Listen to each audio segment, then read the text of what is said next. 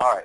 So what are we trying to accomplish, and what have we been funded to do? This group is looking at systematic funding for early childhood mental health services, and the final product is hopefully going to be a draft Medicaid state plan amendment that we can then use and share and educate the community about the benefits of that, as well as do some advocacy with the governor's office and the legislature, depending on the political environment.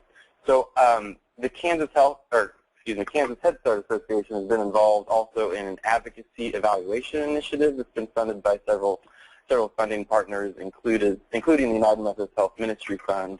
And through our involvement in that project, I had consultation to help develop a couple tools for us that we'll use at the end of our work to help draft a message or messages, and then identify who the messenger or messengers of those messages should be.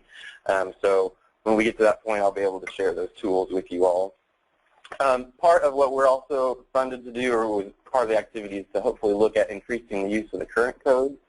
And so Kim has already been doing some work, Kim Moore has been doing some work on that already. So, and then Pam McDiffit and I have some ideas we're going to be working on as well.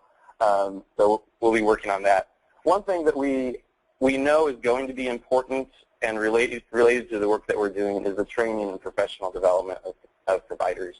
It's not specifically addressed in any of our goals with our project, but we just know those conversations are going to have to come up, and we're going to have those at some point. It's sort of the chicken and the egg. You know, do we build the services or do we build the capacity first? And so one thing that we can do is that obviously work with the universities and KDADs on using their Medicaid administrative claiming contracts to work on improving access to training and that sort of thing. And then obviously part of this group, and then part of what we're funded to do, is also to inform and educate. So kind of just thinking ahead and what that might look like is that either myself or this group working on kind of some summary documents of what did we put into our state plan, and what's the benefits of those, to be able to use those to educate the community and then other audiences.